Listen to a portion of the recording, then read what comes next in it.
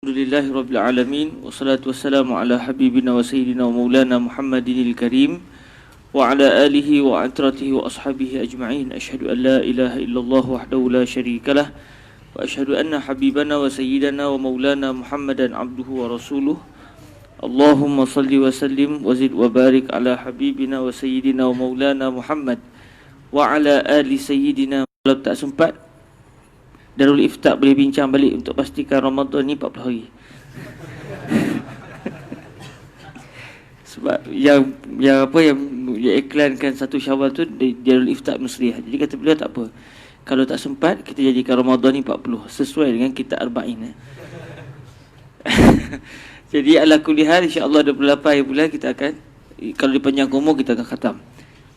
Jadi kita cuba sedaya upaya untuk baca. Hari ini kita masuk pada hadis yang ketujuh.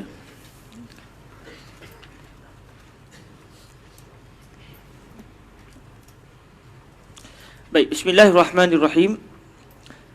Bi isnadina al-muttasil la sayyidina al-imam Muhyiddin Yahya bin Sharaf ibn Mira ibn Hasan ibn Husain ibn Muhammad ibn Jum'ah ibn Hizam al-Hizami an-Nawawi radhiyallahu ta'ala anhu wa ardah. Wa nafa'ana Allah bi 'ulumihi wa 'ulumi masyayikhihi wa talamizatihi wa qurra'i arba'inah wa sa'iri musannafatihi wa syurrahiha. Allahumma amin.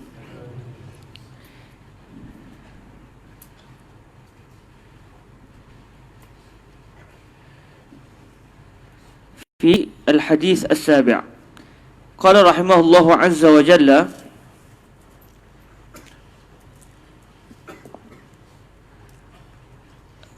الحديث السابع عن أبي رقية تميم ابن أوس الداري رضي الله عنه أن النبي صلى الله عليه وآله وسلم قال: الدين النصيحة.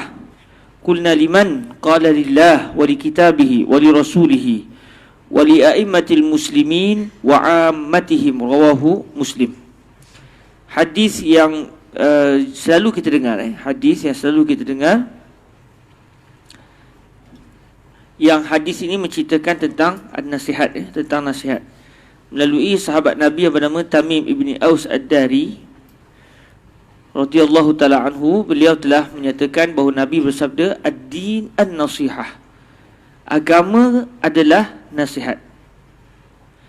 Di sini dia ada unsur majaz. Kerana agama kita ni nasihat ke? Awak agama apa? Nasihat. Tak, agama kita agama Islam. Tapi Nabi kata ad-dinu an-nasihatu. Seakan-akan dinuna huwa an-nasihah. Jadi di sini ada unsur majaz, dan ada unsur majaz, dan di sana ada unsur al-mubalaghah.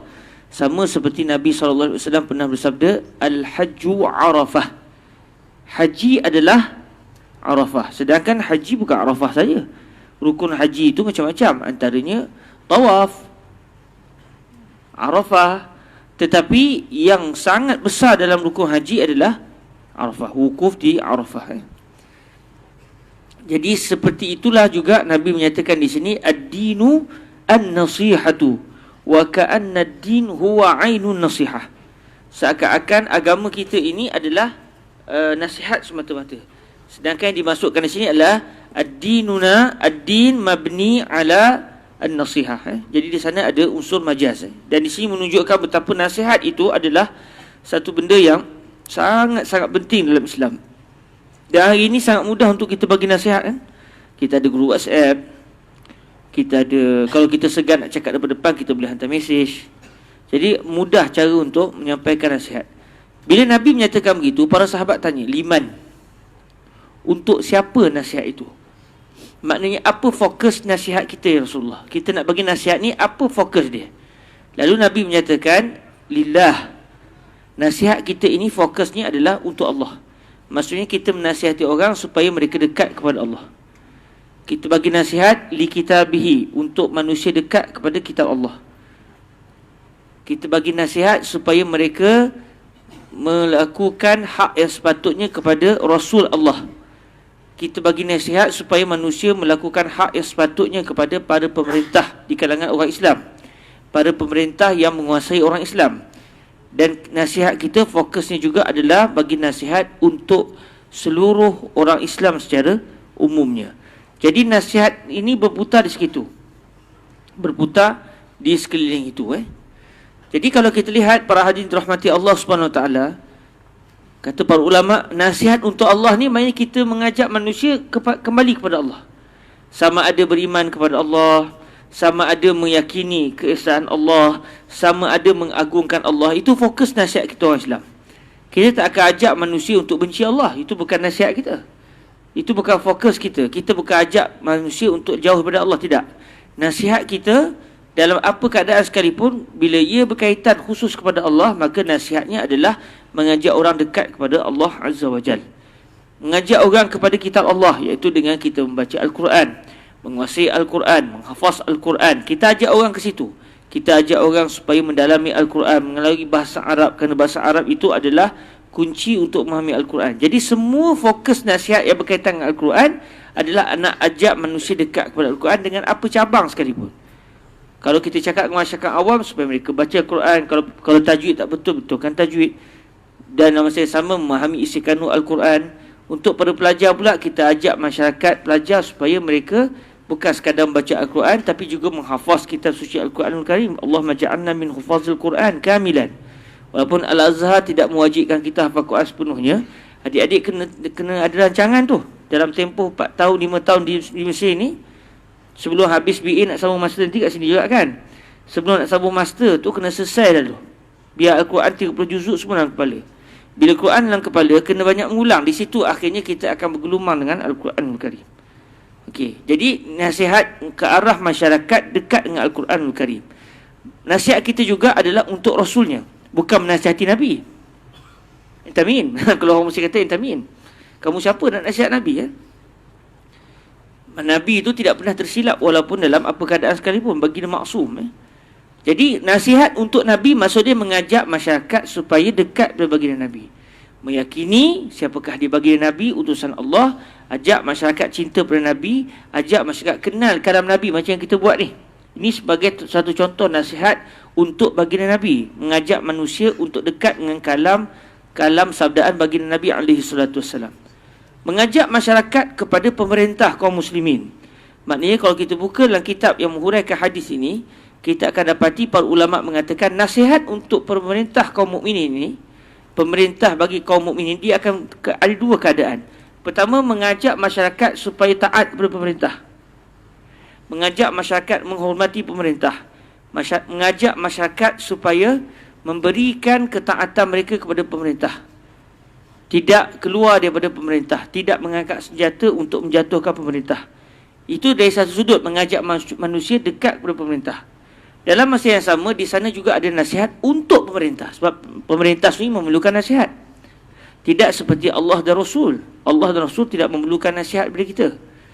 Tetapi untuk pemerintah, oleh kerana dia bukan maksum, maka di sana ada dua skop nasihat untuk pemerintah. Ajak orang dekat kepada pemerintah, taat kepada pemerintah, tidak melawan pemerintah, tidak mengangkat senjata menjatuhkan pemerintah. Dalam yang sama, menasihati pemerintah. Begitu juga mengajak masyarakat nasihat untuk kaum mukminin secara umumnya, iaitu mengajak manusia supaya saling sayang menyayangi sama kaum mukminin. Dalam masa yang sama, kalau si mukmin itu berlaku kesilapan, ada nasihat kepada dia. Jadi untuk pemerintah dengan rakyat awam ini, nasihat kepada mereka ada dua skop. Nasihat untuk mereka dan menasihati mereka itu sendiri. Okey? Jadi kalau kita buka dalam kitab-kitab memang disebut begitu. Dan bila sentuh tentang menasihati pemerintah itu mungkin agak kita dengar tu macam ini kalau dulu ni dah jadi orang UMNO ke apa ni kan? Ajak orang supaya taat kepada pemerintah kan? Tapi dari segi perbahasan fiqahnya memang begitu. Perbahasan fiqahnya begitu. Apa yang dilakukan oleh masyarakat kita tu lain. Zaman satu ketika dahulu, kalau kita balik kepada sistem pemerintahan satu ketika dahulu, dia tak ada pilihan raya. Dia tak ada konsep pilihan raya. Bahkan Nabi menyatakan al-khilafatu fi ummati 30 sanah. Pemerintahan di dalam umatku ini hanya berlaku dalam tempoh 30 tahun. Selepas habis zaman Sayyidina zaman Sayyidina Al-Hasan Ibnu Sayyidina Ali, maka sistem pemerintahan ketika itu adalah sistem pemerintahan beraja. Walaupun disebut sebagai khilafah juga, tetapi hakikatnya dia hanya sekadar nama. Dia sekadar nama kerana dia bukan khilafah. Dia bukan lagi dibina di atas sistem pemilihan secara syura, tetapi dia berlaku secara warisan. Dan begitu juga dengan sistem kerajaan Melayu kita di tanah Melayu. Dia sudah masuk ke dalam fasa itu. Dia bukan lagi fasa khilafah secara makna yang hakiki. Dia walaupun disebut khilafah Osmaniyah, khilafah Abbasiyah, tetapi dia secara hakikatnya dia adalah kerajaan beraja. Kena dengan apa yang disebut oleh baginda Nabi, mulkun adud. Kerajaan beraja yang menggigit, yang zalim. Walaupun ada yang tidak zalim, tapi kebanyakannya zalim. Apabila sistem pemerintah begitu, dia bukan lagi sistem pilihan raya. Jadi Nabi tidak mahu umat baginda ini, oleh kerana tak puas hati dengan pemerintah, kerja nak jatuhkan pemerintah. Sebab bila menjatuhkan pemerintah, ia akan berlaku pembunuhan, dan nyawa umat Islam itu mahal di sisi Allah Azza wa Jal. Demi untuk mengelakkan kemudaratan yang besar, maka Nabi minta kita sebagai rakyat taat kepada pemerintah. Iaitu apa arahan yang dikeluarkan, sekiranya kena dengan syariat, maka ketika itu kita taat. Sekiranya tidak kena dengan syariat, kita tidak melakukannya. Mereka kalau terpaksa lah. Kalau diancam bunuh tu lain cerita lah. Tapi kalau tak diancam bunuh, kita tak nak lakukan, itu memang hak kita. Sebab kita hanya taat kepada Allah dan Rasul secara mutlak. Adapun taat kepada makhluk selagi mana makhluk taat kepada Allah. Tapi kalaulah pemerintah itu zalim, contoh siapa yang hidup pada zaman Hajjaj bin Yusuf Al-Thaqafi, para sahabat hidup zaman itu. Apa sikap para sahabat Nabi? Mereka tidak pula membuat perancangan untuk menjatuhkan Hajjaj bin Yusuf Al-Thaqafi, sebab tentera di tangan dia. Kalau ada tentera di tangan para sahabat, akan berlaku peperangan. Lalu nasihat Nabi, dan ini adalah satu benda yang mungkin ada orang setuju, ada orang tak setuju, tapi saya, apa yang saya belajar, apa yang saya dengar pada hadis, apa yang disebut oleh para ulama azhar, itu yang saya sebut di sini. Makanya para ulama menyatakan Nabi SAW minta supaya kaum mukminin tidak mengangkat senjata. Sebab tu haram kita menjatuhkan kerajaan walau dia zalim. Menjatuhkan kerajaan secara apa? Secara zalim. Secara apa? Secara tentera. Secara angkat senjata. Tapi apabila berlaku sistem pemerintahan itu sudah berbeza pada zaman hari ini, ada pula diberikan hak kepada rakyat untuk memilih, maka ketika itu ia terpulang kita untuk memilih siapa pimpinan yang kita nak. Orang ni nampak begini, orang ni nampak batini, orang nampak batini. Maka itu sudah diberi kelonggaran kepada rakyat untuk membuat pemilihan. Cuma apabila sudah selesai pilihan raya itu, sudah naik seorang pemerintah, maka dia akan balik kepada hukum yang asal, iaitu wajib kepada kita taat kepada pemerintah yang telah dilantik, walaupun bukan daripada parti kita. Tapi ini agak sensitif di Malaysia. Tapi secara hukumnya begitu. Sebagaimana yang disebut oleh para ulama, adik-adik boleh buka kitab, boleh tengok apa cara ulama menghuraikan hadis ini secara khusus apabila bincang tentang taat kepada pemerintah. Sebelum kita nak buat pilihan tu, silakan kita pilih dengan siapa sepulang. Tapi bila sudah ternaik, contoh macam hari ini, naik kerajaan Pakatan Harapan kita hari ini, maka menjadi kewajipan bagi rakyat untuk taat kepada dia. Dengan maksud, apa saja arahan dia tak berlanggar dengan syarak, maka wajib kita taat. Walaupun kita masa mengundi tak mengundi dia. Apabila ada arahan dia yang bercanggah dengan syariat, dia minta nak anjurkan satu program yang bercanggah dengan syariat, maka ketika itu tak boleh kita ikut. Jangan pula kita kata kena taat kat dia, ati Allah wa ati Rasul wa ulil amri minkum. Dia nak anjur satu majlis maksiat, kalau dia anjurkanlah. Saya duduk jauh, saya tak tahu sangat apa yang berlaku di Malaysia. Dengar cerita je. Kalau dia buat satu majlis maksiat, katakan nak buat majlis joget lambak, nak buat majlis campur lelaki perempuan buat benda maksiat. Kalau dibuat, maka ketika itu janganlah pula kita kata kita kena datang ni, kalau tidak dosa kita tak taat pemerintah. Tak boleh. Walaupun dia suruh, ketika itu tak boleh ikut dah. Dan di Malaysia hari ni tak sampailah kalau siapa tak pergi majlis itu akan dikenakan hukuman. Mari tak ada darurat untuk kita pergi.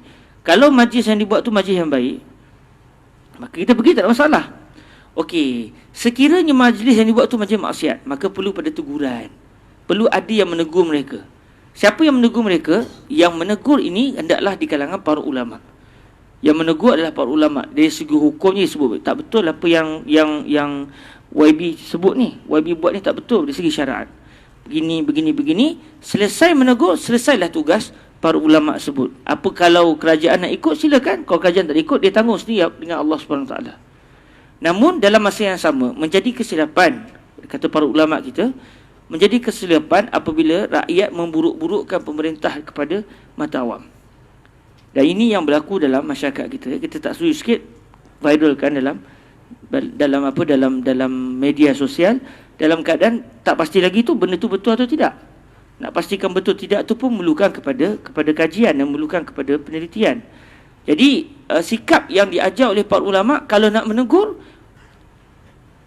walaupun pemerintah tu zalim gila-gila sekalipun, maka kalimatu haq inda sultan jair. Itu satu jihad yang besar, bercakap benar di hadapan sultan yang jair. Lalu kata Fadilatul Syekh Yusri bin Rushdi, yang dianjurkan oleh Nabi kalau nak sampai pada jihad yang besar itu, bercakap benar depan dia, bukan pergi naik atas mimbar maki dia depan orang ramai. Itu bukan yang diajar dalam Islam. Pergi jumpa dia, buat appointment dengan dia, cakap betul.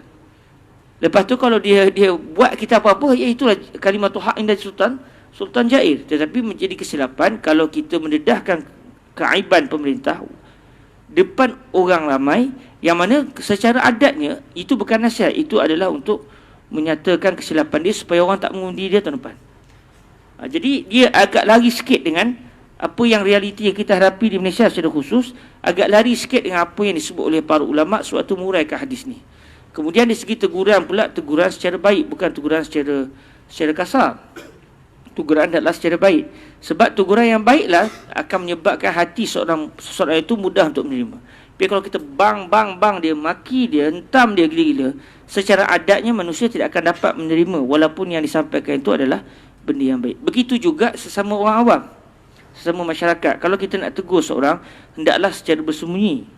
Kalau contoh dalam majlis ni, saya tahu dalam ramai ada satu orang, dia memang tiap-tiap hari tinggal sembahyang. Dalam majlis kata, kamu ni sampai bila nak berubah ni? Pergi tunjuk dia depan orang ramai. Dia ada dalam majlis, agak-agak dia berubah. Dia maki saya lepas tu, ya mungkin. Sebab itu bukan satu konsep yang baik. Sebab tu, kalau kita nak menegur, hendaklah kita menasihati itu secara personal. Hari ini mudah. Kalau kita berasa nak tengok depan-depan tu, jadi kan kita pula naik angin. Yelah, memang kita tu jenis begitu. Kalau cakap sikit, dia balas pula. Tak boleh. Kita cakap dia elok, dia pergi balas pula. Kita pun naik angin. Sekarang ni mudah, kita ada WhatsApp. Jadi kita boleh sampaikan. Kemudian, tugas kita dari segi menasihati adalah menyampaikan apa yang syariat sebut. Kemudian kalau dia tak nak terima nasihat kita, itu selesai. Tugas kita menyatakan, kod dia tak perasan. Benda ni tak betul, kamu buat begini. Sepatutnya kena buat begini. Saya sebut ni, saya mohon maaf atas dasar kerana Allah saja.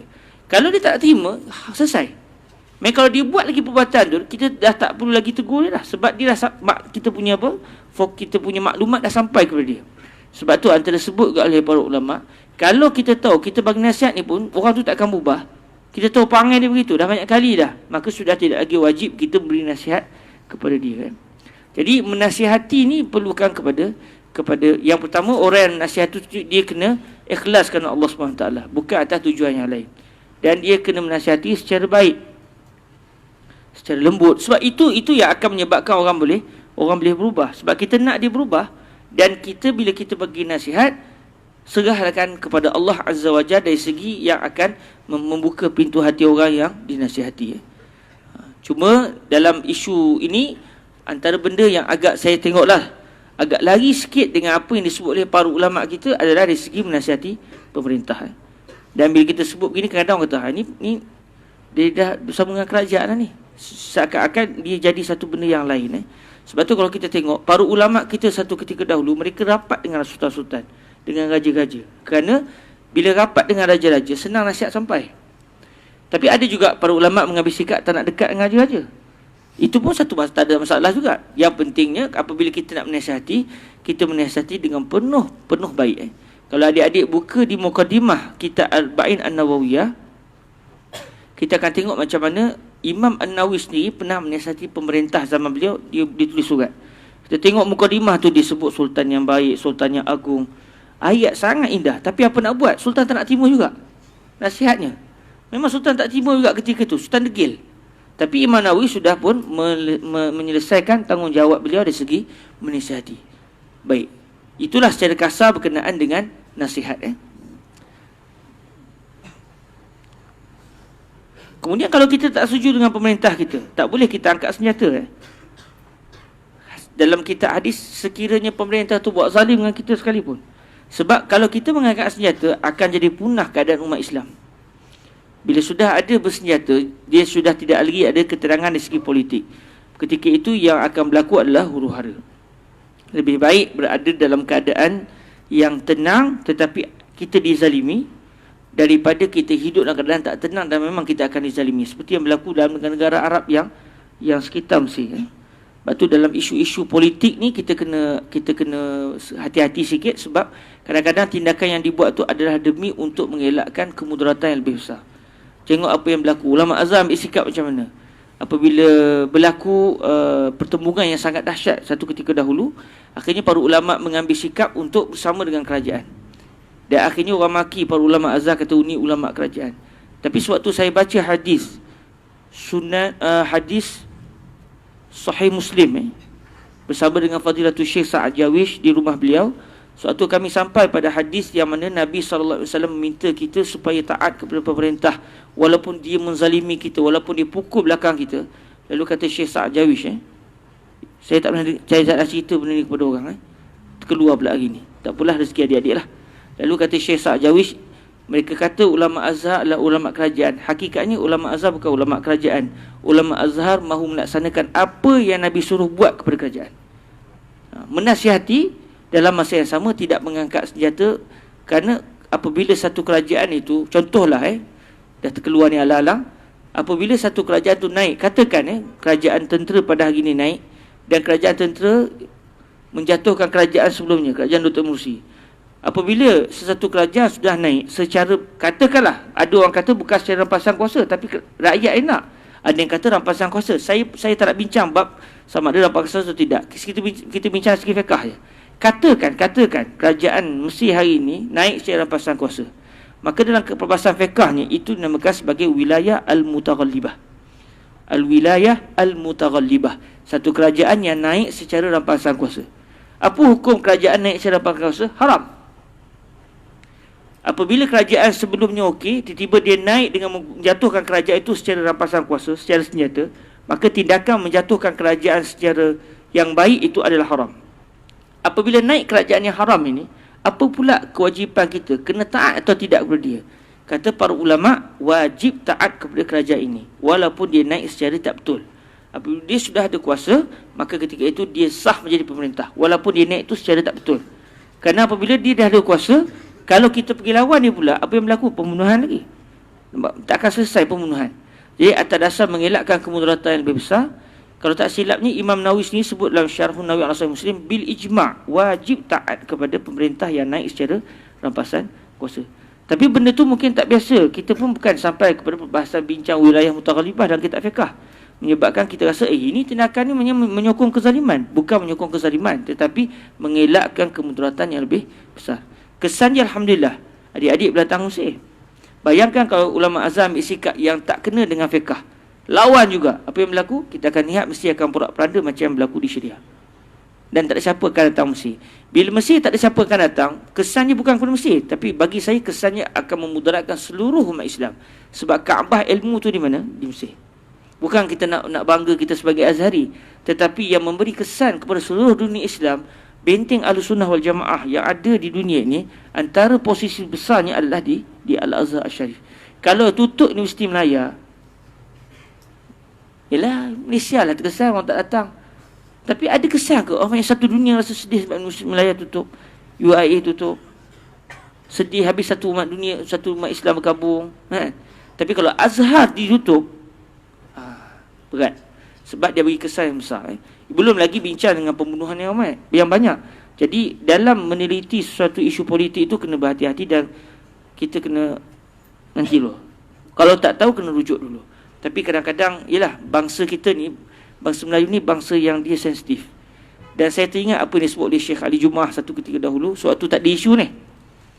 Sebelum ada isu ni.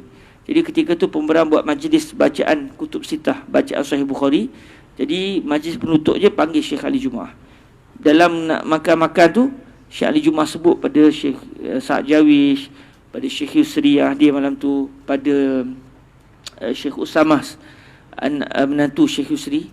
Kata Syekh Ali Jumaah, orang Melayu ni satu kaum. Lebih kaum gitulah, beliau sebut hum qaumun Iza ahabbu hubban syadidan, wa iza karihu kurhan syadidan.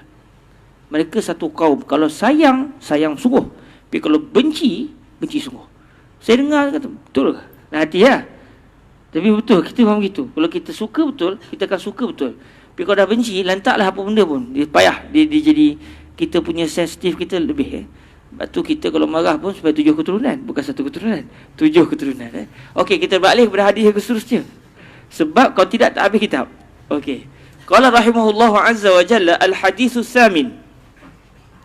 An Ibni Umar radhiyallahu anhuma anna Rasulullah sallallahu alaihi wa alihi wasallam qala Umirtu an uqatila an-nasa hatta yashhadu an la ilaha illallah wa anna Muhammadan Rasulullah wa yuqimu as-salata wa yu'tu az-zakah fa idza fa'alu dhalik 'asamu minni dima'ahum wa amwalahum illa bihaqqil Islam wa hisabuhum 'ala Allah ta'ala. Rawahu al-Bukhari wa Muslim.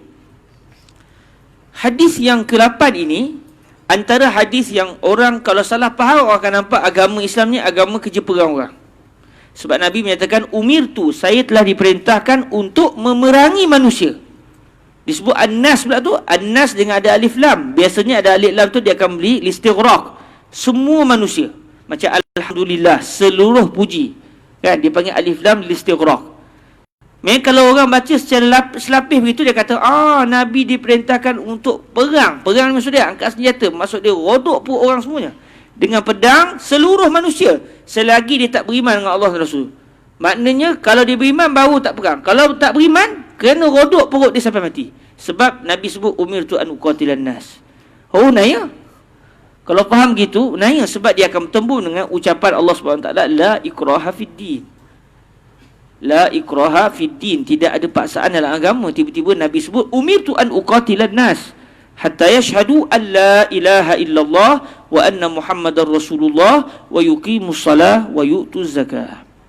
Maksudnya saya diperintahkan untuk memerangi manusia. Sampai bila habis perang tu, saya hanya akan berhenti perang apabila mereka bersaksi tiada Tuhan melainkan Allah dan Nabi Muhammad utusan Allah. Maksudnya masuk Islam, mendirikan sembahyang, menunaikan zakat. Kalau mereka lakukan perkara ini, barulah tidak ada perang ke atas mereka. Kalau tidak, perang akan berterusan. Maknanya, yang secara zahirnya, orang akan kata apa? Agama Islam ni kerja perang orang. Dia paksa orang masuk Islam. Bukti dia hadis ni, Rawahul Bukhari wa Muslim. Jadi, dalam meneliti hadis-hadis seperti ini, senang je. Dia termasuk dalam hadis yang secara zahirnya, betul. Pertama, bercanggah dengan Al-Quranul Karim. Yang kedua, bercanggah dengan sikap Nabi itu sendiri. Nabi bila sampai ke Madinah, bunuh habis ke orang bukan Islam di Madinah tu. Ketika Nabi sampai ke Mekah, setelah Mekah jatuh, yang tak masuk Islam tu, Nabi buat apa? Izhabu fa antum tulaqa. Ke Nabi sebut ta'alau, nazbahkum kullukum. Jadi hadis ini sendiri bercanggah dengan, secara zahirnya lah, dia akan bercanggah. Kalau kita faham bahawa hadis ni kerja bunuh orang, selagi dia tak masuk Islam, kita kena bunuh dia, kena perang dia. Dia bercanggah dengan ayat Allah SWT, la ikrah fid din, dan dia akan bercanggah dengan sikap Nabi itu sendiri. Jadi dalam kita memahami, main satu benda yang kita dapat belajar, dalam kita menemui sebarang hadis yang bercanggah dengan Al-Quran, atau bercanggah sama-sama dia sendiri, maka sikap yang kita kena ada apa? At-ta'anni. Sabar sekejap. Sebab mustahil Nabi mempunyai sikap berlawan dengan Al-Quran, dan mustahil Quran menentang Nabi. Kedua-duanya adalah wahyu. Al-Quran wahyu, sabda Nabi juga adalah wahyu hakikatnya. Wa ma yantiqu 'anil hawa in huwa illa wahyu yuha. Jadi dalam kita memahami hadis seperti ini, bila kita jumpa saja hadis yang bertembung dengan ayat Al-Quran dengan hadis, maka satu benda yang kita kena belajar, mustahil kefahaman saya itu adalah betul. Hadis Nabi ni betul sebab Rawahul Bukhari Muslim. Cuma kefahaman saya terhadap hadis tadi, yang saya faham, ini maknanya kena bunuh orang, yang tu tak betul. Okey, apa yang betul? Tugas saya sekarang bertanya dengan para ulama, apa sebenarnya kehendak baginda Nabi SAW. Begitu jugalah apabila kita bertemu dengan hadis-hadis yang saling bercanggah-bercanggah. Bila berlaku ta'arud secara zahir, bukan secara hakikat. Sebab mustahil kalam Nabi bertemu dengan kalam Nabi yang lain. Jadi bila kita jumpa sebarang hadis yang bertemu dengan hadis, atau Quran bertemu dengan Quran, ataupun Quran bertemu dengan hadis, maka kita kena tahu mustahil berlaku ta'arud. Mustahil berlaku pertemuan. Okey, sekarang ni sudah berlaku pertemuan. Baik, tugas saya bertanya dengan para ulama. Tapi tak ada pula ulama kampung ni. Sabarlah. Selagi tak jumpa jawapan, tunggulah sampai jumpa jawapan. Carilah. Tak perlu kena buat keputusan segera. Dah buat macam mana tak tahu. Kan? Kalau orang tanya kita soalan, kita tak tahu, takkan kita nak hentam juga kan, nak keluarkan juga jawapan tu. Malu tu orang tanya soalan tak boleh jawab. Saya pernah orang tanya soalan, saya kata saya tak tahu. Dulu berlapik-lapik juga, saya kurang pastilah. Itu zaman-zaman awal lah. Payahlah berlapik-lapik ni kan. Saya sendiri, saya tak tahu. Lagi dia kata, belajar azam tak tahu. Saya kata, sekarang saya masih tak tahu. Tapi kalau pakcik paksa saya jawab, saya nak menipu kejap lah. Dah nak paksa sangat kata. Takkan nak dengar jawapan tipu. Kalau itu, kalau nak dengar jawapan betul, saya tak tahu. Nantilah saya tengok kitab macam mana. Senang je kalau kita tak tahu, khabar tak tahu kan. Man qala la adri, faqad afta. Siapa cakap saya tak tahu, dia telah memberikan fatwa yang betul. Memang dia tak tahu. Selesai masalah. Okey, apa pula jawapan yang betul dalam hadis ni? Baik, Fadilatul Syekh Yusri bin Rushdi Al-Hasani menyatakan, pertama, Nabi sebut umirtu. Nabi tak sebut umirtum. Satu. Maknanya hadis ini hanya khusus untuk baginda Nabi SAW. Bukan kita yang diperintahkan. Maksudnya bukan menjadi tanggungjawab kita untuk memerangi manusia. Sebaliknya yang berperanan, yang bertanggungjawab, yang diperintahkan oleh Allah secara khusus untuk memerangi manusia adalah baginda Nabi. Sebab Nabi sebut umirtu. Jadi tahulah ini adalah khusus kepada baginda Nabi, bukan untuk seluruh manusia Muslim yang lain. Itu satu. Yang kedua, an-nas yang dimasukkan di sini bukan maksud dia alif lam pada an-nas tu, bukan alif lam al-istighraq. Bukan alif lam dengan memberi makna semua. Bukan maksud dia kullun nas, jami'un nas. Sebaliknya alif lam di sini adalah alif lam al-ahdiyah. Alif lam ahdi, alif lam yang diketahui siapakah manusia yang diinginkan oleh baginda Nabi ketika itu, iaitu al-kuffar, al-musyrikun allazina yuharibuna rasul. Orang kufar yang memerangi Nabi. Siapa? Musyrik Mekah. Geng-geng Taif yang tak masuk Islam lagi. Orang Arab yang berpakat berlawan dengan Nabi. Jadi mereka inilah yang dimaksudkan oleh baginda Nabi bahawa umirtu an uqatila haula al-mu'tadin. Saya diperintahkan untuk memerangi mereka yang memerangi saya. Bukti dia, Yahudi sebelum mereka belot dengan Nabi, Nabi perang mereka tak? Tak. Orang Kristian Najran datang ke Madinah, Nabi kata, peluang baik mereka datang, tangkap, sembelih, buat nasi Arab. Arab orang bukan Arab kambing ni, nasi Arab kambing. Nak ni nasi Arab orang Najran. Ada? Tak. Nabi persilakan lagi mereka untuk solat dalam masjid Nabi. Maknanya bukan semua manusia dibunuh. Dengan siapa yang menafsirkan ni? Nabi sendiri menafsirkan dengan segi tindakan. Orang Arab Najran yang beragama Kristian masuk bertemu dengan Nabi di masjid Nabi. Nabi kata, kalau nak sembahyang lah. Kamu nak beribadah di cara kamu dalam masjid, silakan. Mereka masuk dalam masjid, mereka beribadah, mereka nak beribadah, boleh diberikan keizinan untuk beribadah dalam masjid Nabi. Maknanya bukan semua manusia. Sebaliknya manusia yang dimasukkan siapa? Abu Lahab, Abu Jahal, geng-geng Quraisy yang berlawan dengan Nabi. Jadi Nabi diperintahkan untuk memerangi manusia, iaitu orang yang berada di kawasan tanah Arab, yang mereka ini melawan Nabi. Lalu sampai bila mereka akan tidak diperangi? Sehingga apabila mereka bersaksi bahawa tiada Tuhan melainkan Allah dan Nabi Muhammad utusan Allah, iaitu mereka memeluk agama Islam. Okey, kalau tak masuk agama Islam, macam mana? Kalau mereka tak masuk agama Islam, di sana ada hadis yang lain bahawa di sana ada kisah ahlu zimmah. Tapi tak disebut dalam hadis ni, disebut dalam hadis yang lain. Maknanya dalam menafsirkan satu hadis perlu dilihat dengan pelbagai dalil yang lain. Tak boleh dengan satu hadis kita keluarkan satu keputusan. Maknanya kalau ikut zahir hadis ini, Nabi diperintahkan untuk memerangi orang Arab yang melawan Nabi sampai mereka masuk Islam. Kalau tak masuk Islam, mereka akan dibunuh. Tapi tak. Dalam peristiwa pembukaan kota Makkah, Nabi tak kata kalau nak selamat masuk Islam, kalau tidak kamu semua akan dibunuh. Bahkan Nabi bebaskan, menunjukkan di sana ada hukum bagi ahlu zimmah. Okey, sampai mereka memeluk agama Islam dan mereka melakukan arahan-arahan Allah yang Nabi sebut di sini secara zahirnya adalah rukun Islam.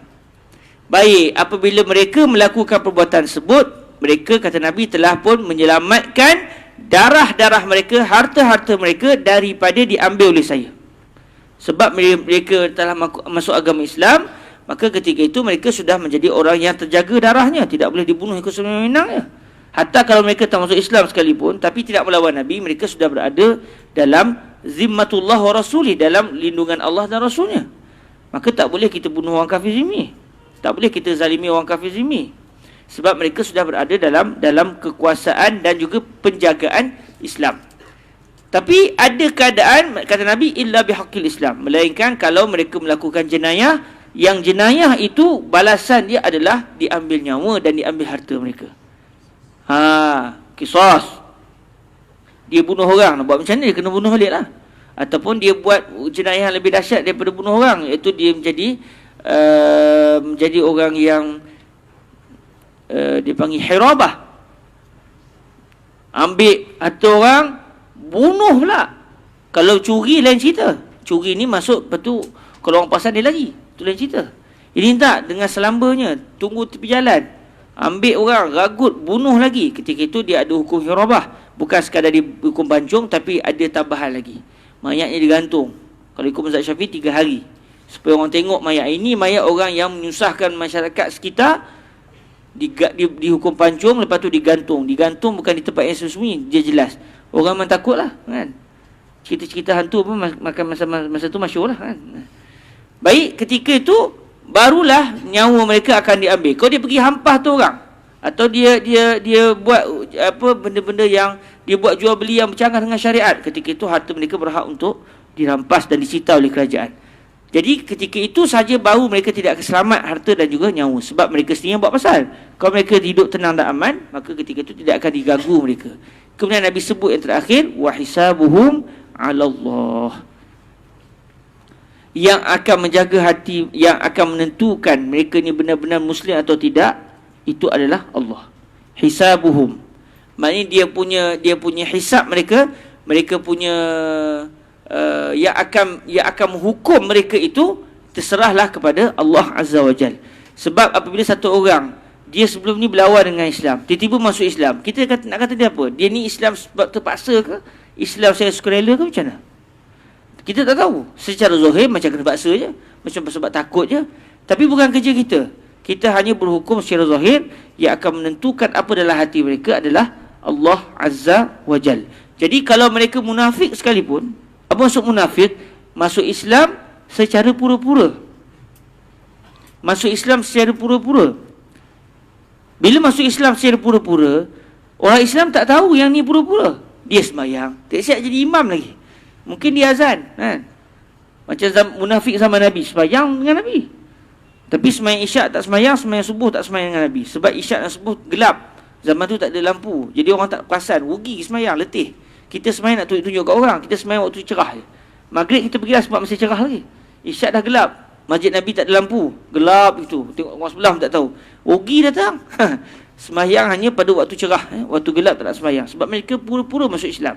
Okey, kalau mereka mati, macam mana urusan mereka? Disembahyangkan macam orang Islam yang lain. Sebab yang tahu hanyalah Allah Azza wa Jal. Begitu juga kita berzama hari ini. Kalau kita tengok ada orang baru masuk Islam, atau orang Islam tu sendiri, jangan kerja kita, ni munafik ni.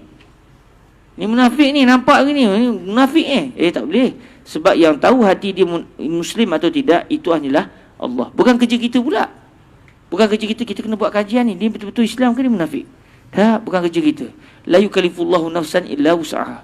Yang menjaga hati, yang mengetahui isi kandung hati adalah Allah.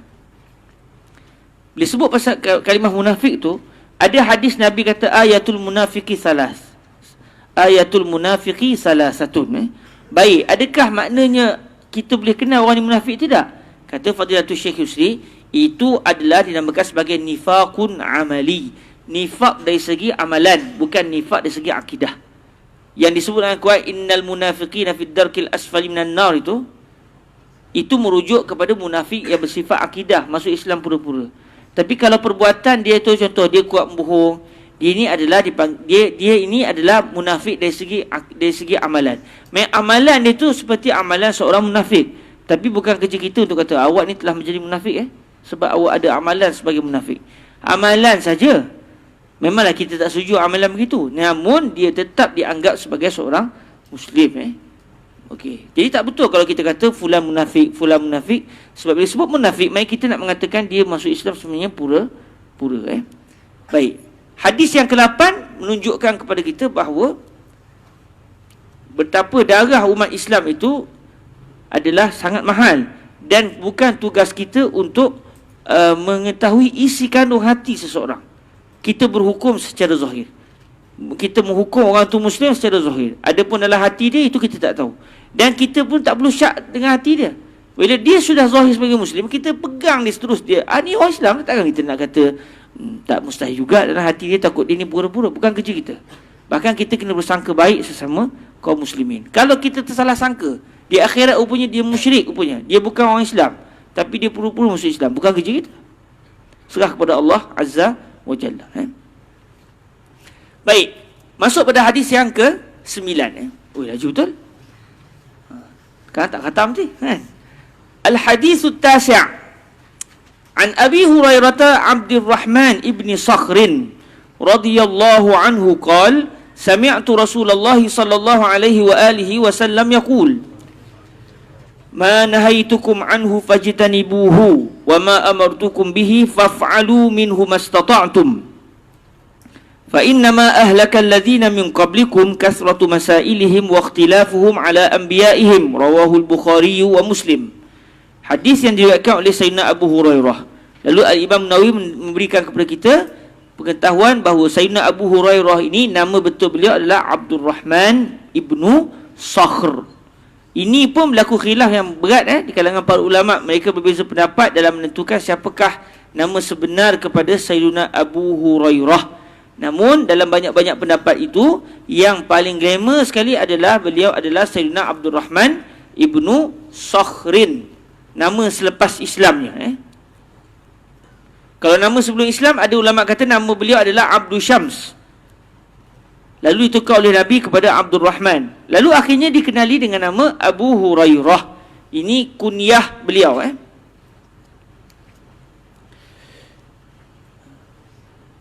Okey, daripada Sayyidina Abu Hurairah, siapakah beliau? Abdul Rahman ibnu Sakhr radhiyallahu anhu. Kata beliau, saya telah mendengar Rasulullah sallallahu alaihi wasallam bersabda, "Ma nahaitukum anhu fajtanibuhu." Apa saja. Tengok dalam bahasa Arab kita akan terjemahkan begitu. Apa saja, segala apa. Sebab kalimah ma itu lil umum, yufidul umum. Kalimah ma di sini tufidul umum. Tahu mana? Usul fiqh aja. Nanti kalau kita baca kitab Waraqat nanti, insya-Allah adik-adik nanti kalau ada direzekikan Tuhan, setiap tahun kita akan buat ada kitab-kitab asas yang kita akan baca dalam masa setahun khatam. Mata Waraqat. Lepas tu Aqidatul Awam.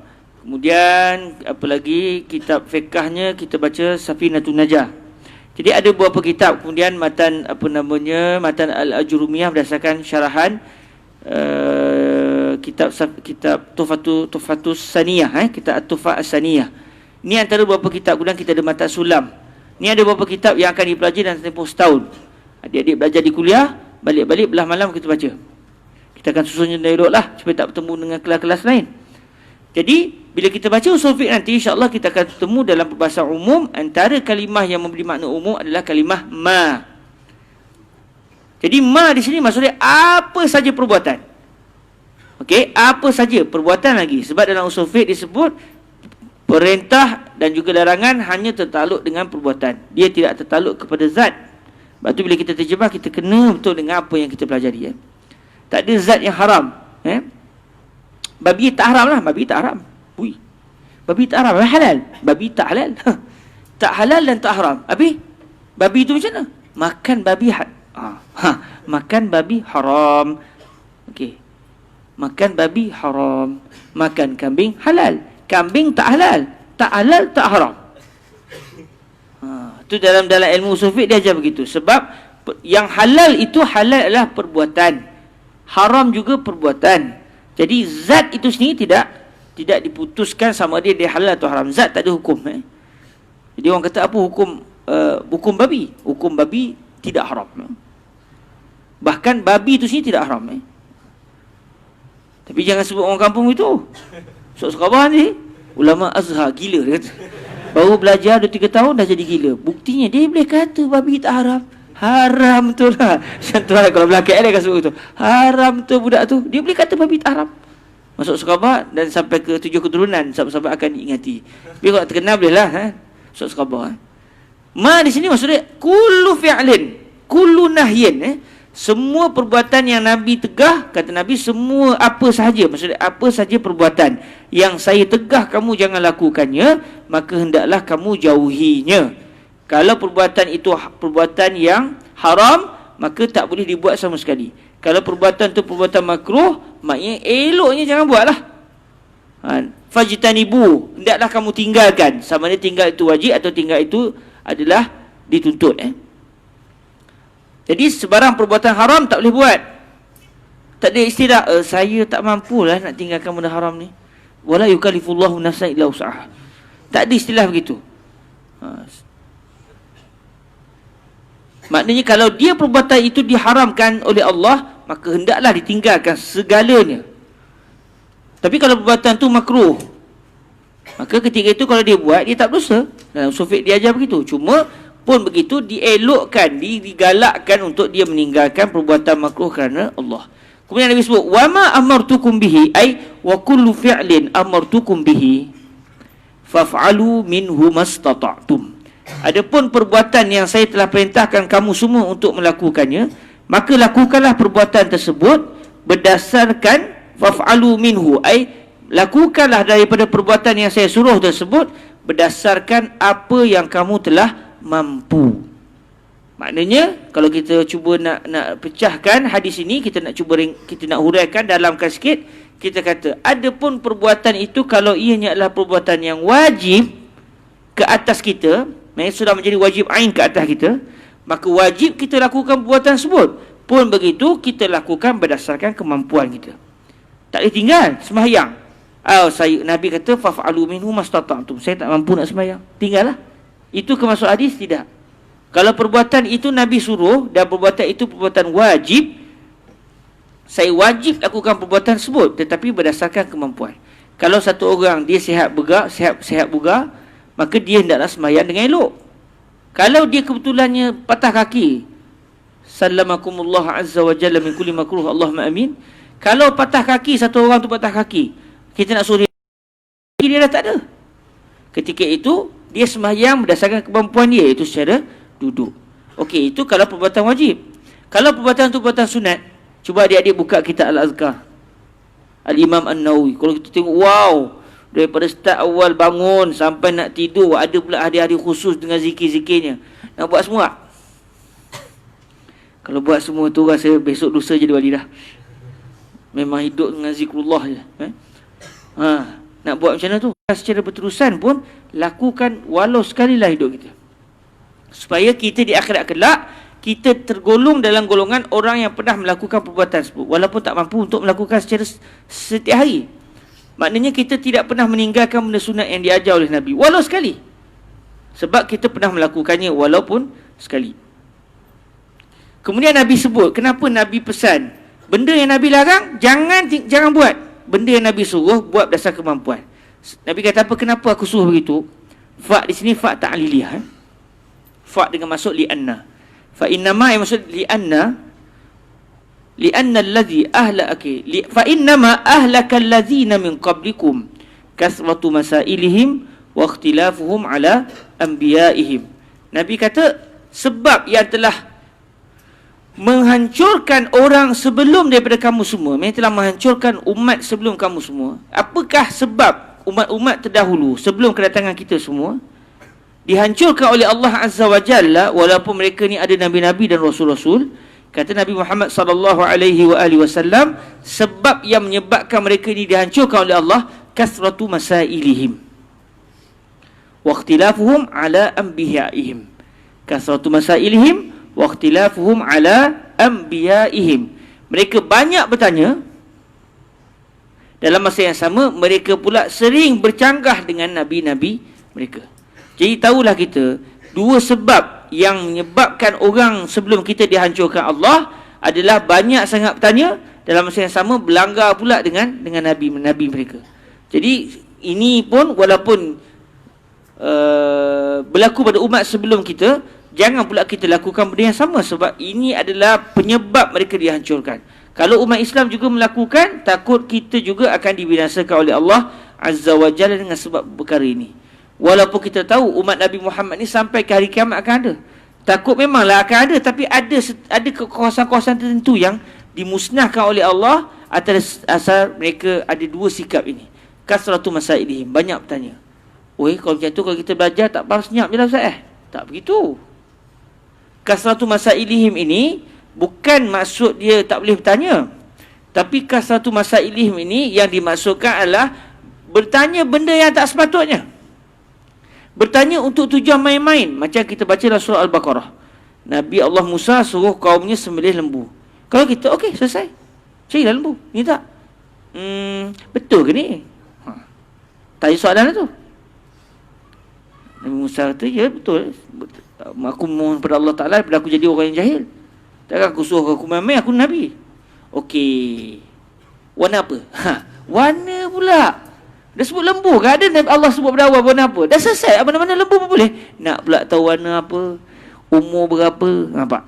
Banyak. Tujuan dia tanya tu apa? Sebab memang ada sikap nak melakukan arahan Allah. Tak ada sebab nak main-mainkan Nabi Musa. Akhirnya kita tengok Banu Israel dimusnahkan oleh Allah Azza wa Jalla. Dimusnahkan oleh Allah. Ada yang jadi kiradah wal khanazir. Ada yang akhirnya jadi sesat dalam kawasan Tih. Kalau kita pergi ke sini tu, satu kawasan tu 40 tahun mereka pusing-pusing kawasan tu, tak cuba jalan keluar. Diberikan azab oleh Allah Azza wa Jalla. Waqtilafum ala anbiya'ihim. Maknanya kasratul masail ni tanya dengan tujuan untuk main-main. Sebab tu kata Fadilatul Syekh Yusri, seorang talibul ilmi, kalau dia tanya kepada guru dia bukan dengan tujuan untuk tahu jawapan, tapi dengan tujuan nak test guru dia, hilang berkat ilmu dia. Tapi kalau ditanya dengan tujuan supaya orang lain tahu jawapan, itu lain cerita. Itu jadi wasilah untuk orang lain tahu ilmu. Tapi kalau ditanya, tengok dia ni okey ke tak okey ke tak, tak pandai punya. Memang tujuan nak mengetes. Dia nak tengok hebat tak hebat guru dia. Ketika itu dia telah ada satu perbuatan yang tidak baik, lalu kesannya kata Fadilatul Syekh Husi, hilang berkat ilmu dia. Sebab mana ada seorang guru yang semua benda dia tahu? Mesti ada benda dia tak tahu. Kan? Jadi kalau seorang murid dia ada sikap nak tengok dia punya syekh ni, dia punya tahap dia mana, ada perasaan begitu, kita sudah melakukan perbuatan yang akan menyebabkan hilang barakah ilmu kita. Tapi kalau kita tanya sebab kita tak tahu sungguh, atau kita tanya kita tahu jawapan tapi kita nak orang lain pun tahu jawapan, kita hanya sekadar wasilah untuk tahu benda tu kepada orang lain, ketika itu tak ada masalah. Walaupun kita banyak bertanya tapi tujuannya orang untuk kebaikan orang lain, maka tak ada masalah. Kemudian yang disebut oleh Nabi juga dalam hadis ni, waqtilafuhum ala anbiya'ihim. Mereka banyak bercanggah dengan nabi-nabi mereka. Nabi mereka suruh begini, mereka buat lain. Jadi mari kita juga jangan begitu. Bila Nabi Muhammad suruh kita buat benda begini, jangan kita lawan Nabi. Maknanya tanggungjawab kita adalah untuk taat kepada perintah Allah dan Rasul dalam apa keadaan. Kemudian kalau bertanya sekalipun kepada guru-guru, bertanya atas rasa adab, bertanya untuk mencari jawapan, bukan untuk bermain-main dalam agama. Kemudian Nabi juga sebut hadis ini, pada zaman baginda Nabi, Nabi tak nak para sahabat banyak bertanya. Sebab ketika itu wahyu masih turun. Kalau para sahabat tanya, turun wahyu, tiba-tiba para sahabat tak boleh buat, naya. Sebab tu Nabi tak suka para sahabat bertanya. Selagi tak ada ayat, jangan tanya. Bila tak turun ayat, bila mereka ada satu persoalan, tiba-tiba tak ada jawapan, maknanya kalau sampai sudah tak turun hadis, tak turun wahyu, maknanya benda itu tidak disebut oleh Allah. Bila tak sebut oleh Allah, benda itu jadi mubah. Silakan. Tapi kalau mereka tanya soalan, turun ayat, tiba-tiba mereka tak mampu buat, menambahkan taklifan ke atas umat ini. Dan Nabi Muhammad, kata Fadilatul Syekh Yusri bin Rusdi, tidak mahu umat ini banyak taklifan, banyak kewajipan, banyak larangan. Sebab akan ada orang tak akan buat. Bila ada orang tak akan buat, akan menyebabkan ada orang berdosa. Nabi ini jiwanya penuh dengan kasih sayang dan juga rahmat. Bila jiwa Nabi itu penuh dengan rahmat, Nabi nak kalau boleh umat baginda ini tak ada seorang pun yang berlawan kepada dia, jawab mereka balik. Ketika itulah para sahabat akan dengar kok ada benda mereka tak tahu. Tapi kalau sahabat yang tinggal dengan Nabi, mereka tak bertanya kepada Nabi. Sangat sikit soalan mereka tanya kepada Nabi. Jadi kalau zaman Nabi, hadis ini juga adalah peranannya untuk Rasulullah sallallahu alaihi wa alihi wasallam. Okay, mungkin sahabat tertanya kenapa tambah kalimah wa alihi Ni Syiah ke apa ni? Tambah pula. Tak pun sebut wa sahbihi. Sah Syiah. Tak kata Fadilatul Syekh Yusri bin Rushdi, ulama dulu tulis sallallahu alaihi wasallam kadang-kadang atas dasar ikhtisar. Mereka sebut sallallahu alaihi wasallam. Allah bersalawat ke atas baginda dan juga Allah menyelamatkan baginda, memberikan keselamatan kepada baginda. Dalam masa yang sama, masa kita tasyahud tu, kita bukan salawat kepada Nabi saja, kita salawat kepada ahli keluarga Nabi. Jadi, walaupun disebut sallallahu alaihi wasallam, menjadi sallallahu alaihi wa alihi wasallam. Kalau kita pergi ke Mekah pula, bila mereka baca hadis, mereka akan baca sallallahu alaihi wa alihi wa sahbihi wa baraka wa sallam. Baca gitu, sah. Ni memang murid daripada Mekah, daripada tanah Hijaz. Mari pula sallallahu alaihi wa alihi wasallam. Budak Mesir. Sallallahu alaihi wasallam. Ni tak tahu mana kan? Sebab ini yang banyak orang buat Sallallahu alaihi wasallam tu biasa orang sebut gitu. Tapi tradisi sebahagian ulama-ulama kita di Mesir, mereka akan baca sallallahu alaihi wa alihi wasallam. Lalu kalau orang timbul kepada kita, kenapa tak sebut wasahbi? Hanya sebut sallallahu alaihi wa alihi, ahli keluarga Nabi. Tak sebut wasahbi? Kamu tak suka sahabat ke? Okey, saya jawab berdasarkan apa yang saya dengar daripada Fadilatul Syekh Yusri bin Rushdi Al-Hasani. Sewaktu beliau bertanya kepada Syekh Abdullah Ibnu Muhammad As-Siddiq Al-Ghumari, guru tarikat Syekh Yusri dan juga guru tarikat kepada Fadilatul Syekh Ali Jumaah. Jadi Syekh Abdullah Siddiq Al-Ghumari ini, beliau bermazhab Maliki pada asalnya lah. Akhirnya pada akhir usia beliau, kata Fadilatul Syekh Yusri, ketika itu Syekh Abdullah sudah tidak lagi berfatwa dalam mazhab Maliki semata-mata, bahkan beliau kadang-kadang berfatwa dalam mazhab yang lain, dan kadang-kadang beliau sendiri berijtihad. Sampai kepada tahap ijtihad di akhir hayat beliau, kalau menurut Fadilatul Syekh Yusri bin Rushdi. Jadi antara wirid dalam tarikat As-Siddiqiyah Asy-Syadzuliyah Ad-Darqawiyah adalah kita berselawat kepada baginda Nabi sehari 100 kali, pagi 100 kali malam, 100 kali petang. Apa sirah selawat yang diamalkan dalam tarikat As-Siddiqiyah? Allahumma salli ala Sayyidina Muhammad abdika wa rasulika nabiyil ummi wa ala alihi wa sallim. Wa ala alihi wa sallim. Okey, isu dia di situ, wa ala alihi wa sallim. Lalu kata Fadilatul Syekh Yusri bin Rushdi, beliau tanya kepada Syekh Abdullah Al-Ghumari, mengapa tak sebut wa alihi wa sahbihi? Kenapa tak sebut wa alihi wa sahbihi wa sallim? Lalu kata Syekh Abdullah Al-Ghumari, apabila kita sebut Nabi dan disebut ahli Nabi, bila sebut Allahumma salli ala sayyidina Muhammad abdika wa rasulika nabiyil ummi wa ala alihi wa sallim. Sekarang jam dah sudah, sepatutnya kena berhenti dah. Saya dah banyak kali bertobat tapi tak nasuhah lagi Allahu Akbar. Tapi kita kena baca ada yang ke-10 juga. Boleh Okey, lalu kata Fadilatul Syekh Abdullah Al-Ghumari, kenapa kita sebut sallallahu alaihi dalam zikir tadi wa ala alihi wa sallim, tak sebut wa ala alihi wa sahbihi wa sallim. Kata beliau, apabila kita sebut Nabi, kita sebut ahli keluarga Nabi, maksud ahli keluarga Nabi itu adalah seluruh kaum muslimin. Bukan lagi maksudnya ahli keluarga Nabi yang bernasab, sambung nasab keturunan dengan Nabi. Maknanya kalimah alun Nabi itu ada banyak makna. Apa maknanya? Tengok, kalau hanya sebut semata-mata beliau saja, mereka saja, Allahumma salli ala Sayyidina Muhammad wa ala ali Sayyidina Muhammad contoh, ataupun sallallahu alaihi wa alihi wasallam, ketika itu alun Nabi ketika ini bukan lagi bermaksud ahli keluarga Nabi semata-mata, tetapi semua saja yang beriman dengan Nabi, termasuk sahabat, tabi'in sampai ke hari kiamat. Maknanya kita memohon kepada Allah agar Allah berselawat dan memberikan keselamatan kepada baginda Nabi dan seluruh umat Nabi Muhammad. Sah tak? Sah.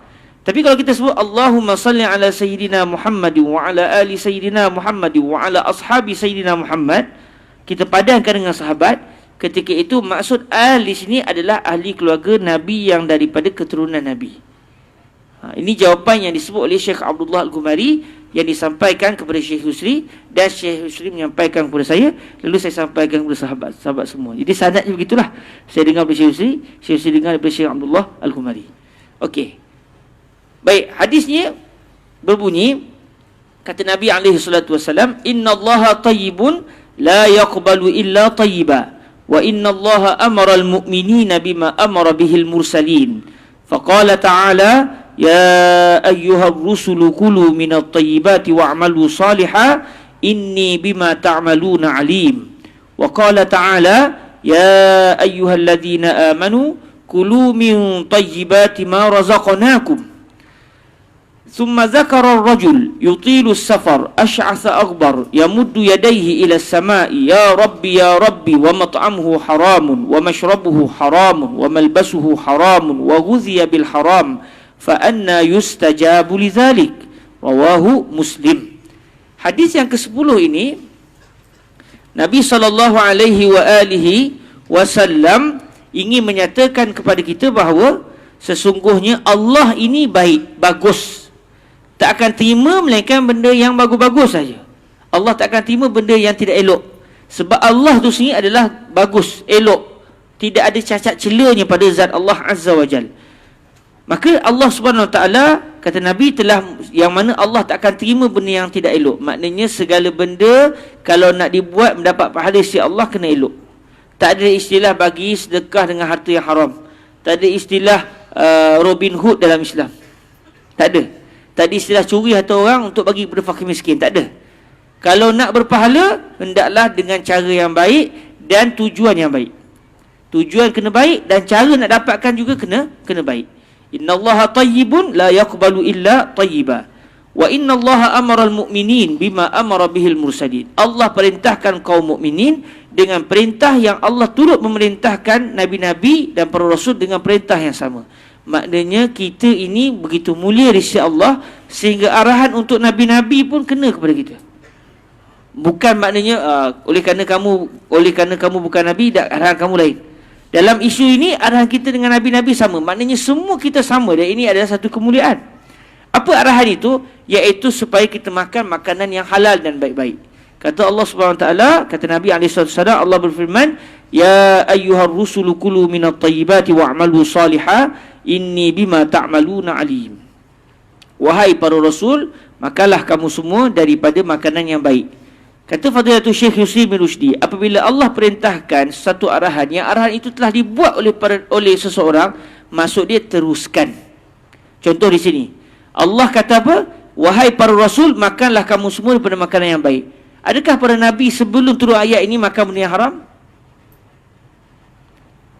Akhirnya, tersilap, makan benda haram. Tapi buat macam mana, tak turun ayat lagi. Tak apa, lepas ni tak makan dah. Begitu ke? Tak. Nabi-nabi tidak pernah terfikir nak buat dosa. Apatah lagi buat dosa. Nabi-nabi tak pernah buat dosa. Daripada yang rajihnya, daripada kecil sampai wafat. Tak pernah buat dosa. Bahkan bukan sekadar tak buat dosa, tak terfikir nak buat dosa. Sebab itu maksudnya maksum tu. Jadi tak ada istilah Nabi-nabi buat dosa. Habis Nabi Adam, Nabi makan tu, tersilap. Orang tersilap tak berdosa. Tak ada istilah Nabi-nabi buat dosa. Oleh kerana Nabi-nabi tak buat dosa dan tak pernah terfikir nak buat dosa, mereka ini dijaga oleh Allah daripada terjebak dalam dosa. Antara dosa apa dia? Makan benda haram. Mereka tidak pernah makan benda haram. Tiba-tiba Allah kata, "Ya ayyuhar rusul kulu minat tayyibat." Wahai para rasul yang tak pernah makan benda haram, makanlah kamu daripada makanan yang halal. Maksud dia apa? Teruskan. Makan ni memang, orang Melayu pula, Allah, buat makan ni memang hati-hati sungguh. Kan? Tak berani sungguh nak makan benda haram. Tapi buat benda haram dia tak kisah pula. Makan jangan. Kalau ada satu kes babi dalam makanan, menjerit satu kampung. Tapi buat benda haram dia tak kisah lagi. Buat perbuatan haram tak apa, jangan makan benda haram. Sebab benda haram ni lekat ke tubuh. Dia faham gitu. Tak, buat benda haram tak boleh, makan pun tak boleh. Cuma di hadis ini kita dapat belajar bahawa makan makanan yang halal ni bagi kesan. Apa kesan dia? Orang yang makan makanan halal, doa dia didengar oleh Allah. Nabi sebut summa zakar rajul, kata perawi hadis, kemudian zakar rajul, ai zakaran nabiy sallallahu alaihi wasallam ar-rajul. Nabi cerita tentang seorang lelaki, yang dia ni bermusafir, panjang pemusafiran dia. Tahulah kita sifat-sifat yang disebutkan di sini adalah sifat-sifat yang menunjukkan bahawa doa mudah dimakbulkan oleh Allah. Mereka orang yang sedang keadaan bermusafir, doa dia mustajab. Nabi kata yutilu safar. Satu orang lelaki dia memanjangkan permusafiran dia. Dia bermusafir. Mereka orang musafir doa mustajab. Mereka lelaki ni patutnya doa dia mustajab dah. Tapi ada satu penghalang, iaitu dia makan benda haram. Lalu doa dia sepatutnya tak jadi mustajab sudah. Asy'atha akbar, rambut kosok masai, berdebu lagi, maknanya dia dalam keadaan yang sangat lemah. Allah bersama dengan orang yang lemah. Sebab tu orang yang kena zalim doanya mustajab, kata Fadilatul Syekh Husri. Sebab dia berada dalam keadaan titik noktah lemah. Bila dia dalam keadaan lemah, dia angkat tangan, doa mustajab. Asy'ath akbar, dia rambut kusut masai dan berdebu. Memang letih gila lah. Dalam keadaan dalam musafir, letih ya amat. Yamuddu yadaihi ila sama', dia angkatkan kedua telapak tangannya ke langit. Kenapa ke langit? Sebab Allah di langit ke? Dah. Akidah Ahlussunnah wal Jamaah mengatakan Allah tidak bertempat. Sebab tempat diciptakan oleh Allah. Takkanlah Allah yang sebelum wujudnya tempat dah memang tak bertempat, elok-elok dah ciptakan tempat, masuklah tempat. Berlaku perubahan pada Allah. Mustahil Allah berubah pada zat Allah. Mustahil Allah berlaku perubahan. Kerana kalau berlaku perubahan pada zat Allah, maka ketika itu berlakulah tidak qadimnya Allah. Sedangkan Allah itu qadim. Maknanya kenapa diangkat ke langit? Kerana langit adalah kiblat doa. Kerana langit adalah kiblat doa. Sebab tu kita mengadah tangan ke langit. Bukan kerana Allah di langit. Sebab mustahil Allah itu bertempat. Dan ini adalah akidah Ahlussunnah wal Jamaah. Adapun ulama-ulama Ahlussunnah yang zahir kalam mereka menunjukkan bahawa Allah itu bertempat, hendaklah ditakwilkan. Macam kalam ulama-ulama awal, hendaklah ditakwilkan. Kerana kalau kita tak takwil kalam mereka, kita akan mengatakan bahawa ini adalah akidah mujassimah, akidah yang menjisimkan Allah, yang mengatakan Allah bertempat, dan itu mustahil sama sekali adalah kalam Allah. Habis kalau ada hadis Nabi yang zahir macam itu, hendaklah ditakwilkan. Sebab dia termasuk di dalam ayat-ayat mutasyabihat. Fakullu nafsin awhamat tashbiha awwilhu awfawwid warum tanziha. Semua benda-benda nas, semua nas, baik Quran baik hadis, yang zahirnya menunjukkan Allah ni seperti makhluk, maka kata para ulama kita, awwilhu awfawwid, hendaklah kamu takwilkan dia. Maksudnya kamu cari makna yang kena dengan dia, atau kamu serahkan makna itu kepada Allah, dan hendaklah kamu menafikan Allah itu tak sama seperti makhluk. Maka kita ada dua keadaan. Kita boleh pilih dua keadaan. Kalau kita jumpa sebarang nas yang zahir menunjukkan Allah bertempat, Allah beranggota contoh, maka sama ada kita kata begini, mustahil Allah seperti itu. Tapi dah ni Nabi sebut, ini ayat Quran sebut, ada makna lain. Apa makna tu? Saya serahkan kepada Allah. Tapi makna Tuhan bertempat, Tuhan ada anggota, Tuhan berjalan, dah ini mustahil. Mustahil sebab ini sifat makhluk. Mustahil Allah seperti makhluk. Tapi Allah sebut ada makna lain. Apa makna tu? Allah yang sebut, Allah yang tahu. Macam alif lam mim, tengah tak ada makna. Ada makna. Apa makna? Saya tak tahu, serah Tuhan. Ini jalan selamat, selesai masalah. Tak nak bincang-bincang. Ada satu lagi cara, saya buat kajian sikit. Mustahil Tuhan kata begitu, tapi Tuhan kata begitu, ada makna, mesti ada makna. Apa makna tu? Saya nak kaji. Setelah dia buat kajian dari segi bahasa, maka saya berijtihad, saya beranggapan moga-moga yang Allah inginkan daripada kalimah ini maknanya bagian-bagian, wallahu a'lam. Mungkin betul, mungkin salah, sebab itu ijtihad saya. Tapi yang pasti, kalau makna tu Tuhan tempat, Tuhan anggota, itu mustahil. Sebab Allah tidak seperti makhluk. Wa kullu nafsin awhamat tashbiha awwilhu awfawwid warum tanziha. Inilah yang dipegang oleh Al-Azhar Asy-Syarif selaku tonggak dan juga di antara muassasah ilmu yang sangat berpegang dengan akidah Ahlussunnah wal Jamaah. Lalu diangkat tangannya ke langit sebab langit adalah kiblat doa. Oh, ini sudah lebih-lebih sangat ni. Dah pukul 11 ni. Siang adik-adik ya. Sikit lagi saya bertobat. Ya Rabbi ya Rabb. Adik-adik pun boleh sebutlah, ya Rabb mata saya entahi. Bila dia nak berhenti ya Rabbi ya Rabb, wahai Tuhan, wahai Tuhan. Mai dia mula berdoa. Dia mula menyeru nama Allah dengan berdoa. Tapi dalam masa yang sama, Nabi menyatakan wa mat'amuhu haram. Dia makan benda haram. Dia minum minuman yang haram. Dia berpakaian dengan pakaian yang haram. tubuh badannya itu tumbuh dengan benda yang haram, macam manalah dia akan didengar untuk doa tersebut? Fa anna yustajabu lidzalik, macam mana si lelaki ini akan diistijabahkan oleh Allah untuk dia dapat benda-benda yang diminta tadi? Mustahil. Sebab ada mani', ada penghalang yang menyebabkan doa dia sepatutnya makbul. Dia adalah musafir, dalam keadaan dhaif, tiba-tiba doa dia tak didengar. Sebab apa? Ada mani'. Apa mani' itu? Apa penghalang itu? Iaitu dia ini bergelumang dengan perbuatan-perbuatan haram. Jadi kalau mahu doa kita diterima oleh Allah, pastikan hidup kita ini bersama dengan benda-benda halal dan tak ada benda haram masuk dalam tubuh kita. Secara sengaja lah. Kalau tak sengaja nak buat macam mana kan? Kawan kenakan atau pergi ke mat'am tak tahu, lain kali selepas 10 hari dapat tahu makanan yang dihidang tu makanan yang haram. Tu buat macam mana? Nak pula duduk kat Mesir ni kan? Tapi insyaAllah halal, jangan takut Okey, kita baca hadis yang terakhir. Hadis yang terakhir untuk malam ini. Qala rahimahullahu azza wa jalla. Okay, hadis yang ke-11 yang ke-10 itu rawahu Muslim ada dalam Sahih Muslim.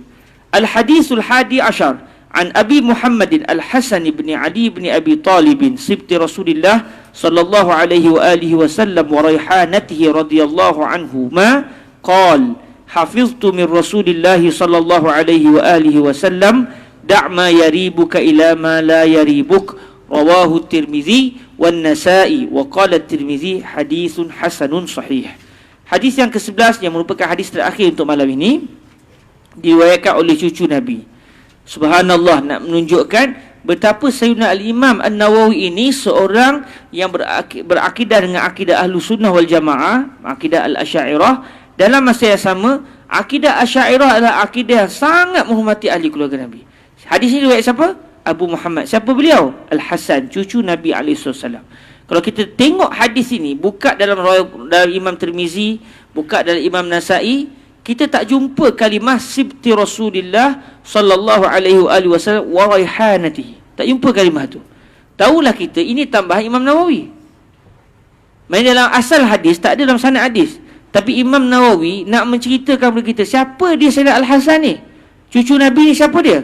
Merupakan cucu Rasulullah dan kewangian bagi Nabi Muhammad sallallahu alaihi wasallam. Maknanya ini haruman Nabi. Maknanya jangan sampai tak hormat. Ini haruman Nabi. Ini seumpama minyak wangi bagi Nabi, benda yang sangat dicintai oleh Nabi. Maka kamu kena ada perasaan menghormati ahli keluarga Nabi, cucu Nabi, cicit Nabi. Dan ini sikap kita. Sebab tu kalau kita ada kenalan, dia nama Said contoh, dia nama Syarifah contoh, dia ni adalah ahli keluarga baginda Rasul SAW, maka kalau dia tersilap sekalipun, kita tegur dia tu kena ada lain sikit daripada orang lain. Kalau tegur kawan-kawan pun ada cara dia. Ni ahli keluarga Nabi ni. Lagi kena lebih kurang. Lebih kurang. Lagi kena berhati-hati. Jangan pula ahli keluarga Nabi pun teruk perangai. Itu kenapa? Apa maksud tu? Kamu ni benci dengan ahli keluarga Nabi ke macam mana? Benci dengan ahli keluarga Nabi ke? Kalau betul tak suka dengan maksiat, tegur dia eloklah. Memanglah ada juga ahli keluarga Nabi yang tersasar dengan sebab mereka tidak mendapat pendidikan yang baik. Akhirnya ada yang tak bertudung, ada yang mungkin buat perangai yang tak elok. Tapi mereka ini adalah insan pilihan Allah. Bahkan kata Fadilatul Syekh Husni bin Rusdi, insya-Allah orang yang nasabnya bersambung dengan Nabi, mereka akan mati sebagai husnul khatimah. Sebab mereka ini orang yang dipilih oleh Allah untuk bersambung titihan nasab dengan Nabi. Allah mahu menggembirakan Nabi, maka Allah akan pastikan seluruh zuriat Nabi tak akan ada yang mati dalam keadaan su'ul khatimah. Mereka ini insan pilihan Allah. Jadi kalau mereka silap sekalipun, dengan teguran yang begitu beradab. Kalau mereka tak nak terima sekalipun, tak apa, insya-Allah mereka ini orang yang Allah jaga, Allah akan jaga. Mari kita kena berhati-hati. Jangan disebabkan kita geram dengan dia, engkau ni dah tak dengar cakap, datuk engkau pun kau tak dengar cakap, nama jadi keluarga Nabi, degil. Sabar. Itu bukan nak nasihat itu memang kita geram dengan dia. Bahkan takut-takut kita geram sebab kita benci dengan ahli keluarga Nabi. Wali'azubillahi min zalik. Tengok Sayyidina Al-Imam An-Nawawi sebut sibti Rasulillah. Padahal orang tahu dah siapa Sayyidina Hasan bin Ali. Tahu dah kan? Tak perlu sebut dah sibti Rasulullah. Tahu dah dia memang cucu Nabi. Tapi nak kata ini orang yang besar sebab dia bersama dengan Nabi. Sibti Rasulillah sallallahu alaihi wasallam wa raihanatihi, kewangian bagi Nabi. radhiyallahu anhuma. Sebab disebut perawi hadis dengan ayahandanya, kedua-duanya adalah ahli keluarga Nabi. Bahkan dalam kitab-kitab hadis yang lain disebut lagi wa alaihi wassalam. Sebut an aliyin alaihi salam, anil hasan alaihi salam, wa radhiyallahu anhu. Itu menjadi bicara biasa bagi ulama kita, ulama Ahlussunnah. Tapi kalau hari ini sebut alaihi salam, orang ingat tu Syiah. An aliyin alaihi salam wa radhiyallahu anhu wa karramallahu wajhah. Ni sah Syiah ni. Dah. Ahlussunnah mereka menghormati seluruh sahabat Nabi dan mereka melebihkan pula penghormatannya lebih sikit kepada ahli keluarga baginda Nabi alaihi salatu wasallam. Apa kata Sayyidina Al-Hasan? Saya telah menghafaz daripada Rasulullah sallallahu alaihi wasallam ucapan Nabi yang berbunyi da'ma yaribuk ila ma la yaribuk.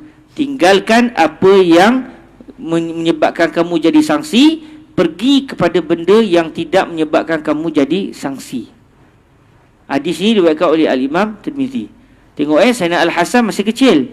Dan masa yang sama Nabi ajar juga Sayyidina Al-Hasan. Da'ma yaribuk ila ma la yaribuk. Ucapan begitu senang dihafal oleh kanak-kanak. Jadi sehingga Sayyidina Al-Hasan yang masa Nabi wafat beliau masih kecil. Masih lagi kadang-kadang masih lagi ketika itu masih kecil. Dalam masa begitu pun beliau masih ingat datuk beliau Sayyidina Nabi SAW menyebut ucapan yang berbunyi da'ma yaribuk ila ma la yaribuk. Tinggalkan benda yang menyebabkan kamu jadi tak pasti, pergi kepada benda yang menyebabkan kamu tidak jadi sangsi. Jadi hadis ini sangat besar kerana dia merupakan kaedah yang akhirnya terkeluarlah kaedah yang kita biasa dengar, al-yaqin la yuzalu bisyak. Keyakinan tidak akan dihilangkan dengan sebab syak. Tinggalkan benda yang tak pasti, pergi kepada benda yang pasti. Kita semayang 3-4, tak pastinya apa? 4 tu.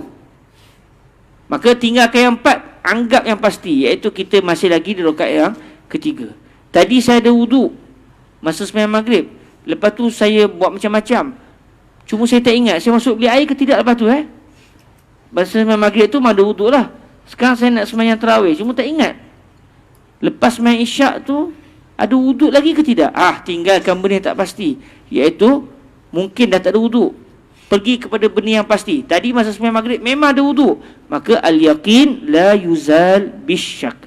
Jadi kaedah yang disebut oleh baginda Nabi dalam ucapan Nabi da'ma yaribuka ila ma la yaribuk menjadi hadis yang akhirnya keluarlah kaedah yang berbunyi al-yaqin la yuzal bisyak. Yang mana kaedah al-yaqin la yuzal bisyak ini merupakan kaedah fiqhiyah yang sangat besar lah. Ada 5 atau 6 kaedah fiqh yang besar tu. Antaranya adalah al-yaqin la yuzal bisyak. Kalau kita buka pula al-ashbah wa nazair, daripada kaedah pertama ni keluar macam-macam lagi kaedah. Al-aslu baqa'u ma kana ala ma kan. Ni semua adalah huraian kepada kaedah besar yang berbunyi al-yaqin la yuzal bisyak. Apa dalil bagi kaedah ini? Da'ma yaribuk ila ma la yaribuk. Sallallahu alaihi wa alihi wasallam. Okey, kita berhenti setakat ini dahulu dan insya-Allah pada pertemuan akan datang kita akan teruskan dalam majlis bacaan yang seterusnya.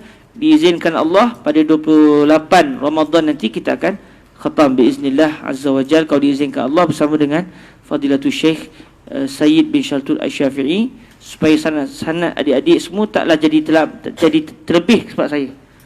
Jadi adik-adik terus mendapat daripada beliau yang menyambung melalui Syekh Ali Jumaah naik ke atas sampai kepada Sayyidina Imam An-Nawawi radhiyallahu taala anhu wa ardahu. Kita sama-sama tangguhkan majlis kita dengan kita berselawat ke atas junjungan mulia Nabi Muhammad sallallahu alaihi wa alihi wasallam. Allahumma salli afdala salatin ala as'adi makhluqatika sayyidina wa ala alihi wa sahbihi wa sallim adada ma'lumatika wa midada kalimatika kullama zakaraka dzakiruna wa ghafala an zikrihil ghafilu. Allahumma salli afdala salatin ala as'adi makhluqatika sayyidina Muhammadin wa ala alihi wa sahbihi wa sallim adada ma'lumatika wa midada kalimatika kullah. ذكرك الذاكرون وغفل عن ذكره الغافلون اللهم صل أفضل صلاة على أسعد مخلوقاتك سيدنا محمد وعلى آله وصحبه وسلم عدد معلوماتك ومداد كلماتك كلما ذكرك الذاكرون وغفل عن ذكره الغافلون سبحانك اللهم وبحمدك أشهد أن لا إله إلا أنت أستغفرك وأتوب إليك بسم الله الرحمن الرحيم والعصر إن الإنسان لفي خسر إلا الذين آمنوا وعملوا الصالحات وتواصوا بالحق وتواصوا بالصبر والسلام عليكم ورحمة الله وبركاته.